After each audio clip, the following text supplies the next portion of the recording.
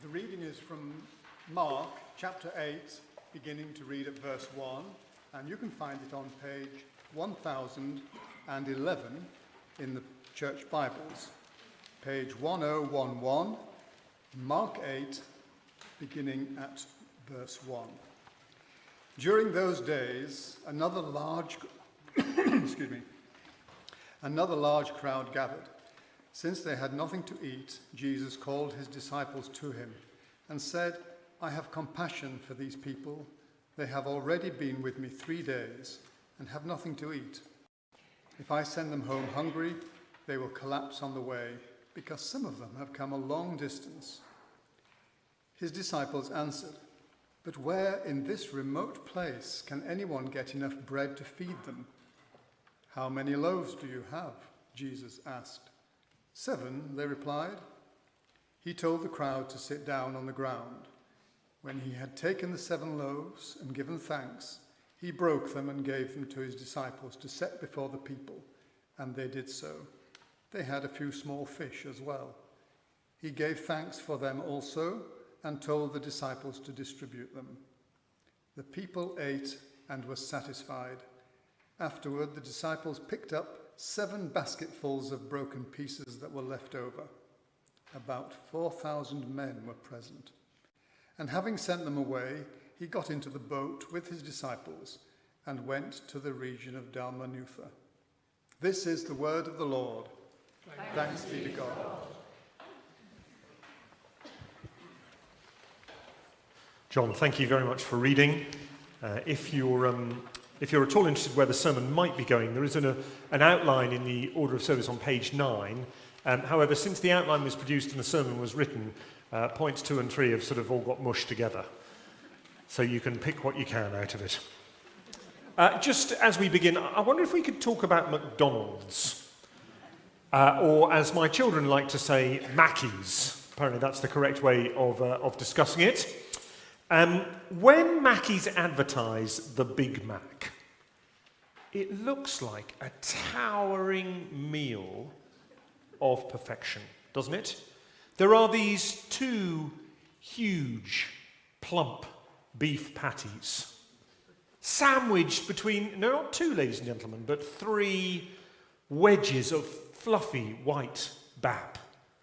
Crisp lettuce seems to poke out the side, and there's some odd goo, which probably isn't good for you, but tastes delicious, splodged on the top. And it's always shot on the side of the bus stop from such an angle that you think, I don't think I could eat that, but I'm willing to try. And then you buy one.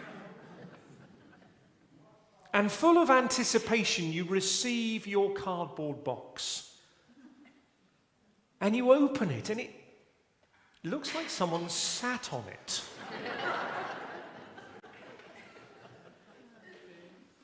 You're left going, is that it? Is that this monstrosity that I saw? Is that this meal for 4, which was portrayed to me on the side of the bus stop? Because it looks like somebody has sat on my burger. But you're committed, so you eat it. And for about 15 minutes, you're aware you've had something to eat. And then after that, you think, when's lunch? It just doesn't deliver, does it? Expectations are dashed as soon as you open the box. All told, it's rather disappointing, the experience of McDonald's. If you were here last week, you will have seen Jesus demonstrating that there are no unclean people. Everyone can come to him. Everyone is welcome. Everyone comes in the same way through faith in his death. That he welcomes people not because of who they are or what they've done, but he welcomes them because of who he is, because of his love. He welcomes those who, by the standards of polite society, by the standards of the day, were not welcome. He welcomes people like you and me. And there's a question which follows on from that, and it's a key one. And the question is, well, if I understand that I'm welcomed by Jesus, but if I come to him, what can I expect? If I trust in his mercy, if I realize that he promises to be kind to me even though I don't deserve it, actually, what will that look like? It's important that we get our expectations of Jesus right. Because quite often, if we're given wrong expectations of him, when Jesus doesn't do what we expect, even if those things are wrong, we get cross with him. Some people are told, listen, become a Christian and it's all gravy. Your life will be wonderful, they're told. That's not something Jesus promises. And when it turns out that that isn't the case, people are furious with Jesus. So we need to get our expectations right. And that's what Jesus is going to do. He's going to shape our expectations from this passage. So before we come to it, let me pray. Lord, you've made us for yourself. And our hearts are restless until they find their rest in you. Lord, please show us more of yourself, that we might rest in your goodness and your love. Please speak to us. Speak to us and open our ears and our hearts that we would obey you, please. We ask this knowing that this is best for us. Amen. What should we expect from Jesus? We should expect gut-wrenching compassion.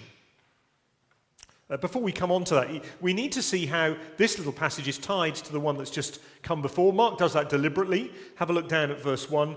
During those days. During those days, that's key for us to see because it links this miracle, the feeding of 4,000 men, with the miracle that's just gone before, the healing of the deaf and mute man. And it's significant because it tells us that Jesus is still in Gentile territory. He's not in the area of God's people. He is outside that. So he's with people who would have been considered to be on the outside of God and his promises. He's with those people and there's a problem. Verse 2, he says, I have compassion for these people, for they've already been with me 3 days and have had nothing to eat. If I send them home hungry, they will collapse on the way, because some of them have come a long distance. There is a problem, and Jesus is alive to it. He's aware of the issue, and he's concerned. In short, he cares about the situation of the people who's with him. Now, I don't know how you are when it comes to catering. I'm average in the kitchen. I sometimes have some hiccups. My wife, since she's been about 4 months old, hasn't been able to eat gluten. So every now and then, when I'm putting my best foot forward in the kitchen and I serve up something, she goes, and this is gluten-free, is it? Usually the answer is yes. Sometimes I say, could you give me 12 minutes whilst I go and boil some gluten-free pasta to go with the sauce that I've just plonked all over the non-gluten-free pasta. So I'm not a great caterer. But here's the point. Mass catering is pretty tricky, isn't it? I'm in awe of the team of people who managed to cater for 80 or 90 of us at the church weekend away. Here we have 4,000 men with nothing, or almost nothing, to start with. Presumably, there are men there with their families, and they are famished. They are hungry. They are on the point of collapse. And Jesus is concerned. He's concerned for them. He's concerned that if they head home, they will perish on the way. Isn't that striking? Here is someone in a leadership role concerned for the well-being of those people who've come to see him. Lots of the big hitters, in terms of leaders in our cultures, in our world, couldn't give a fig about the people who follow them, could they? I mean, there's the who's who of baddies.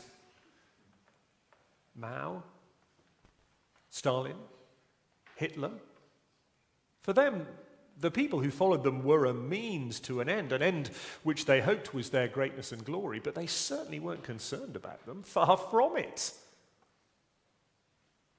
Even closer to home, you might say, until pretty recent times, the kings and queens of this nation have sat happily at the top of the pyramid, and they haven't really cared too much about who got squished down below. Not for nothing are we technically known as their subjects. And here's Jesus. Jesus is concerned for the well-being of his people.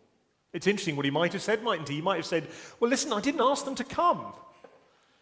I'm taking care of the spiritual side of things. Food's not really my department. I'm very sorry. How awful for you all. Have a safe trip. Perhaps those of you who are feeling stronger can carry the ones who faint, or something. But he doesn't. He knows what it is to be tired, hungry, sleepless, worried. He cares, and he helps. That's still true today, isn't it? When Jesus' disciples asked Jesus, teach us to pray, Jesus said to them and gave us a model. We've already said it, we've already prayed it. Give us today our daily bread. Jesus is concerned about the things that concern us, even things which might appear not very spiritual, like what we're going to eat when we get home. The phrase translated, verse 2, I have compassion, is quite a dry phrase. It means in my guts, in my innermost being, I am churned up, I am knotted over, says Jesus, about the plight of these people, about the state of these people who've come. Jesus isn't indifferent to the difficulties of the world. He's not above the fact that the average price of the cost of a litre of petrol is $1.55.20. That the weekly shop is consistently costing more than it did a year ago. He is concerned about that. He has compassion on that. We should come to him with our worries and our problems and expect to encounter him as a compassionate creator. A compassionate creator. Let's see what happens. Just before we get there, actually, have a look at verse 4.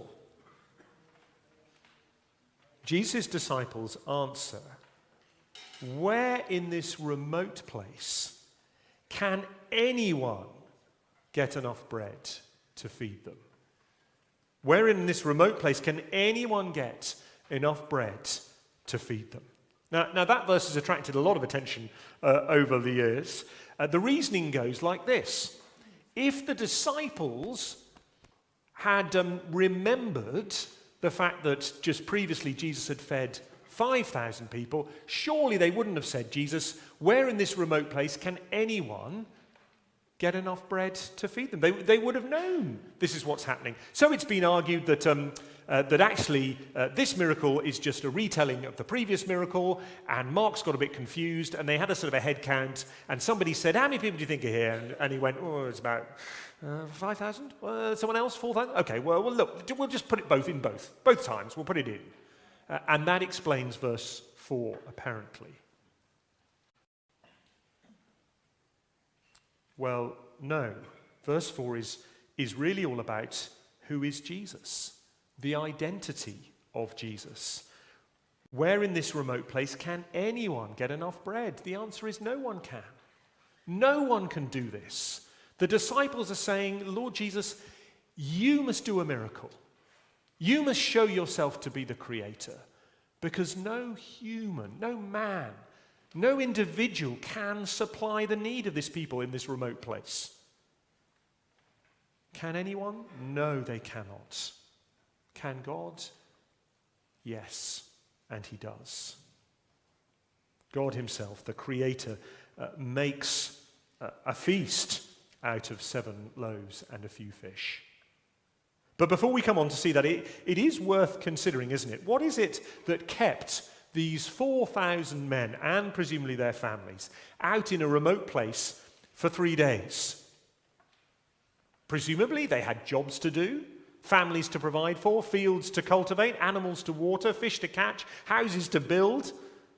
What was it? What was it about Jesus that meant 4,000 men who presumably had jobs to do would spend 3 days with him until they hadn't got any more supplies? What were they doing there, is the question, isn't it? Why are they there? I mean, I doubt it was because the shower block was, 5 stars on TripAdvisor. Maybe the better question is to say, what is it about Jesus that made them stay? There must have been something about him, mustn't there? There must have been something about him that was so compelling, so powerful about what he says and what he acts, that reveals who God is to the extent that people found this is time well spent. People who should have been doing other things found that this is time well spent. Friends, let me say that is my experience, that Jesus is utterly compelling. That what he says is true and authentic, and speaks truly and authentically of me, and makes sense of the world around us. That he and what he says is real and important. That he acts with an honesty that is unusual and both thrilling and slightly stunning in equal measure. In a world of spin, Jesus says how things are. In a world that seems to favor the powerful and the young and the beautiful, Jesus treats with particular dignity those people at the margins. Working people with busy lives still testify to this truth, that time spent with Jesus is time well spent. Is that your experience? Is that your experience of him? Let me suggest that if it isn't, it's just possible that you aren't meeting with the real Jesus. Can anyone in this remote place get enough bread to feed them? No, they cannot, but Jesus, the Creator, can. And so that's what he does. Verse 5. How many loaves do you have? He says. 7, they replied. He told the crowd to sit down on the ground. When he'd taken the 7 loaves and given thanks, he broke them, gave them to his disciples to set before the people, and they did so. They had a few small fish as well, and he gave thanks for them also and told the disciples to distribute them. The people ate and were satisfied. Afterwards, the disciples picked up 7 basketfuls of broken pieces that were left over. It's a miracle. Jesus is doing what only the Creator can do. He is creating food as those loaves are broken and ripped into. There just seems to be more and more. As these small fish come round, people are can you imagine if you're famished? 3 days you've been without any supplies. I doubt people were going, oh, no, I couldn't. After you. No, you have some and I'll see if there's any left over. These blokes were ripping into it, weren't they? Oh, give me some of that. Oh, come on, some of that. And there just kept being more. Jesus creates food for hungry people in a way that is incredibly generous. There is more bread and fish at the end when 4,000 men and presumably their families are satisfied. Did you notice that in verse 8? The people ate and were satisfied. They were going, oh, wow. Oh, I don't know how I'm going to get home. Whew. Can we get a donkey from here? I am full. I'm going to have to take a notch out of the old belt. Whew. I tell you what, I'm going to have a snooze before we go. Wake me up if he starts doing anything, because I'll be under that rock. There was more food when 4,000 men were feeling like that than there was at the beginning. It's a miracle. Only God can do that. Jesus is the creator. He has created bread and fish, and he's done so with reckless abandon. What are they going to do with the 7 baskets of bread and fish in the middle of nowhere? They can't eat anymore. They're all going, oh. They're stuffed. Why? Because he's generous. That's what our God is like. He's generous. There's more than enough. There's more than enough grace in the person of Jesus. Do you remember back last week if you were here? Jesus met this woman. She wasn't Jewish, and Jesus said, look, I've come mainly for the Jewish people. I've come for them first. And she answered brilliantly. She said, yes, Lord, I know that, but be merciful. And even the dogs, she said, gather up the crumbs that fall from the children's table. Do you remember she said that? Do you want to know what those crumbs look like? What those fragments look like that the people who aren't Jewish get to enjoy? It looks like full bellies and 7 baskets full of bread and fish. That's what it looks like. That is the generosity. That is the goodness of our God. That's how he treats people who have no claim on him. They're outside the promises of God. They're like you and me, friends. And he lavishes his goodness on them. Because that's what he's like. A generous creator. What should I expect from Jesus? Amazing generosity. Amazing generosity. I can expect enough grace to forgive all of my sins today, tomorrow, and until Jesus returns. Enough love to wash away the most shameful of things that I have done. Enough for me and enough for you. And me getting all I need won't diminish any of the resources that there is for you to get all that you need. He is the creator. His love won't run out. His mercy will always be sufficient. His grace is never ending.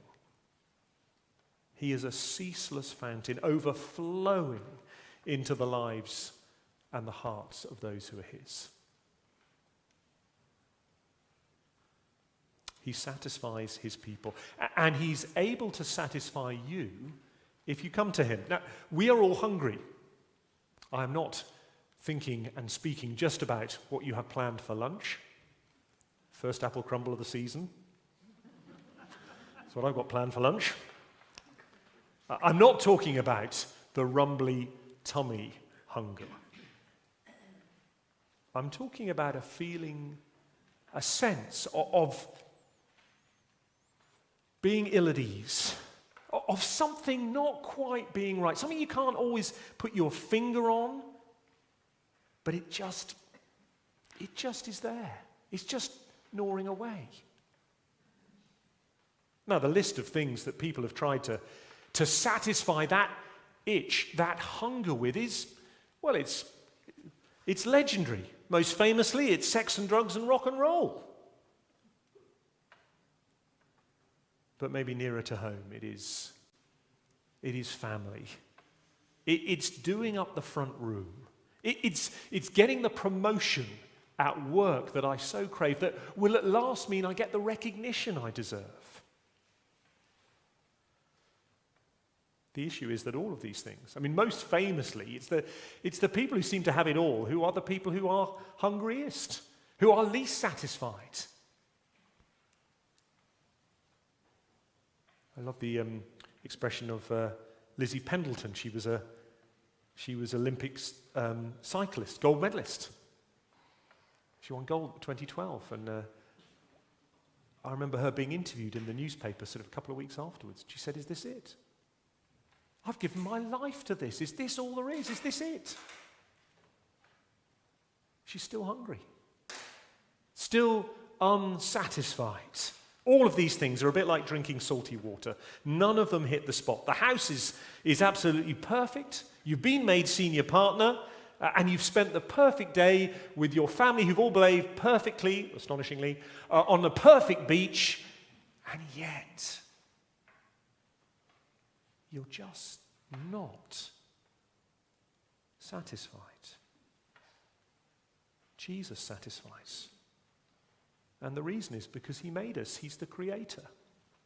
We're made for friendship with him. And when we come to him, when we turn from our sin and we turn to him, we are in effect coming home. We're finally home. We're with the people. We are with the person that we're made for. The people in this passage weren't Jewish, they were Gentiles. And they were shunned by the Jewish people because the Jewish people wrongly thought that they would be somehow polluted by these terrible pagan people. But Gentiles are not shunned by Jesus. Quite the reverse. He has compassion on them. A compassion that moves him to act in astonishing generosity.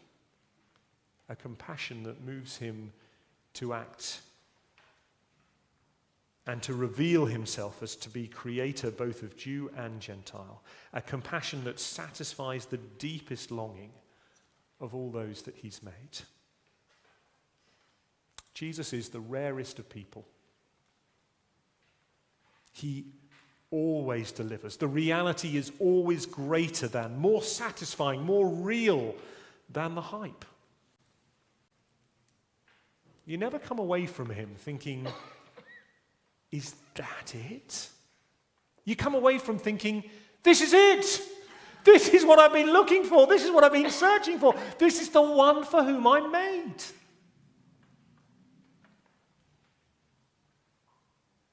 If that isn't your experience of Jesus, I'd love to introduce you to him. Let me pray.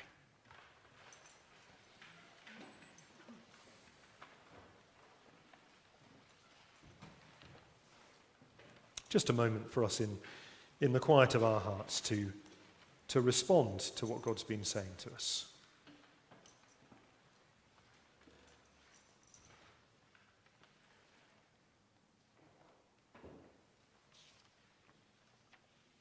So full of sin, I often strayed, and yet in love you sought me. Our Father, thank you so much for satisfying our aching hearts. Thank you for your generous compassion. Thank you for revealing yourself to be this kind of God. Thank you for your sufficiency. I pray, please, that you would help us to respond to your love with love and trust. Amen.